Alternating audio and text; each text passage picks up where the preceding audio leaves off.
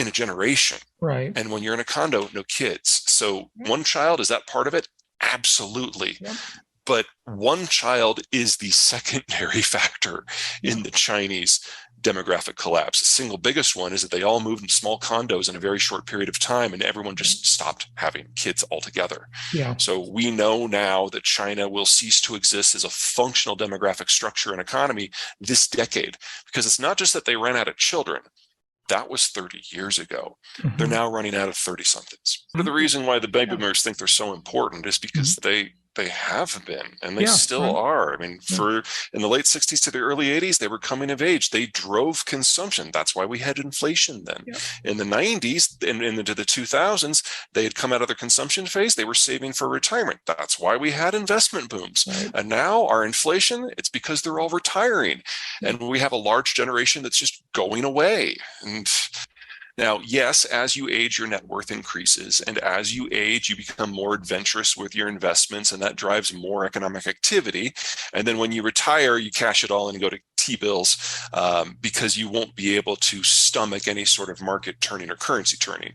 That's been true since the dawn of recorded history. There's nothing new there. What is new is the demographic profile has changed. So in a pre-industrial world, you had very few 60 somethings. You had more 50 somethings and yet more 40 somethings and on down. It built a pyramid. What industrialization and urbanization has done is change the shape of the pyramid. In some countries like the United States, it's more or less a chimney, but with a bulge for the baby boomers. And Hmm. some like Germany, it's a diamond Yeah. with more people in their 50s than their 40s than their 30s than their 20s, and then Yep. narrowing up as you would expect at the top. What's happening globally right now, not just with the American boomers, is that we've got this big cadre of people in their 60s who are moving into retirement, and they are a bulge in the structure. So instead of just a small group of people relative to the overpopulation that are moving on and changing their investment portfolios, we have the single largest generation in our history doing that. And on average, they will have completed that transition by the end of this year. So we go from having some of the richest, most liberal, most open, most liquid capital markets we've ever known to something that's a lot closer to the opposite in less than a year. Yeah. That's Right. why most people don't do that. I agree Yeah. that there's a percentage of people that are, and that is unfortunate.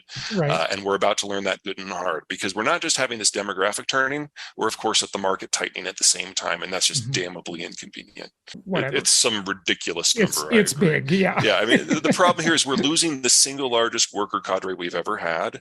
And Okay. the replacement generation down at the bottom of that pyramid, the Yeah. Zoomers, they are the smallest generation we have ever had. Well, Gen X Um, and millennials have been in the labor market already. So we're already right. factored into the math.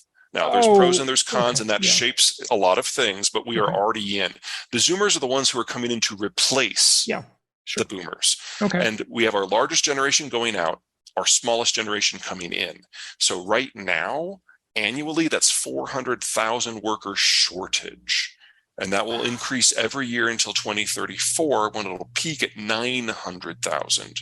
These people are already born. They're already on the way. We know exactly what's going to happen to the net flows each and every year moving forward. The problem is that capital is going away at the same time.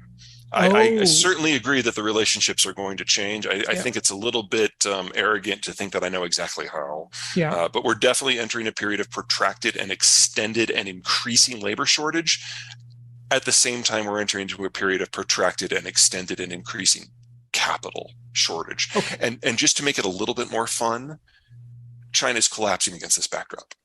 So Yeah. even if we decided we were fine with a completely globalized supply chain, we still need to double the size of the industrial plant in the next few years with less capital and with less labor. I would argue that at the Yeah. moment, the labor disconnect is the single largest issue behind our inflation numbers right now. Well, the baby boomers are at the height of their earning experience, Yeah. and as of the end of next year, this year, they won't be earning anymore. So the net inflows into the system from just normal demographic structure dry up considerably. The next generation down, Gen X, is very small. Yep. And even if we do succeed in having significant raises now in this labor inflationary environment, there aren't enough of us to generate nearly as much in total. So step one, we're losing volume.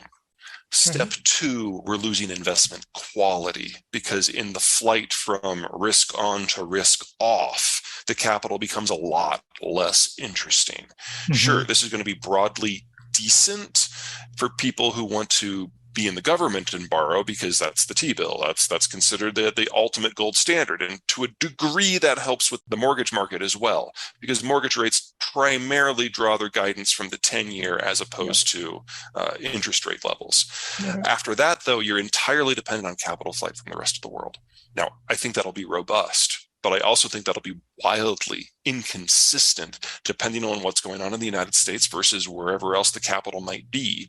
This is still the deepest, most liquid market in the world.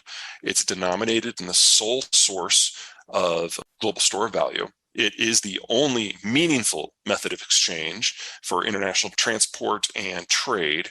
And the Japanese and the Europeans have basically signed on to a US dollar denominated system as part of the deal that generated the sanctions against the Russian central bank a couple of months ago. So if you're going to benefit from this in any way, the US dollar is the place to be, but you can't predict the inflows year on year of what's coming in from the European space or the Asian space. It will come when they're in trouble and we look good, and it will probably never go back. And so we know that the capital supply has to drop domestically, and we know we're going to get these bursts of capital from abroad. But planning on that, that takes a smarter brain than I have. And the millennials themselves will then be entering their late stage worker years, where they will gradually become the dominant capital providing class again. So for the United States, we have a pretty big needle to pass through here, and a roughly 10 to 20 years, it can be a little loosey-goosey based on what happens with the monetary system and the Fed in that time. But in that decade of time, the United States will go back to having what we would consider a more stable capital structure. And at the same time, when you get into the 2040s, the labor market will start reconstituting based on normal demographic factors, because the millennials' kids will then be entering the workforce. We'll be through this long winter of the Zoomers. But no one else gets to do that. Everyone else went through industrialization and urbanization either faster or more intensely than the United States did. A couple exceptions, but only a couple. And so for them, they're looking at labor markets getting smaller every year and the capital supply getting smaller every year.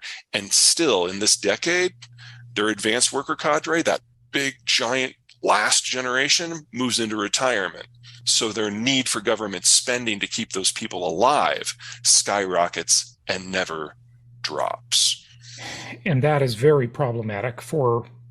The Chinese will throw a bottomless supply of capital against anything in order to make sure that people have jobs. It doesn't matter if there's a product on the back end, really, as long as the people are working. So everything that people say about the US Fed is actually true to an order of magnitude higher in China.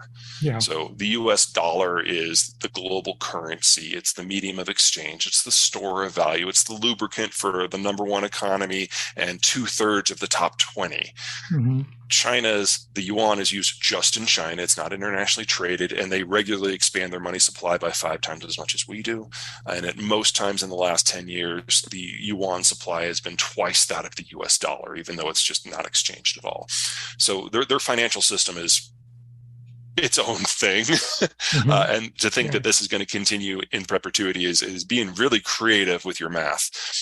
They get their energy from a continental way. They don't have a navy that's capable of making that far in force in order to secure their own supply lines. So China is the country most dependent upon the US Navy to keep the lights on.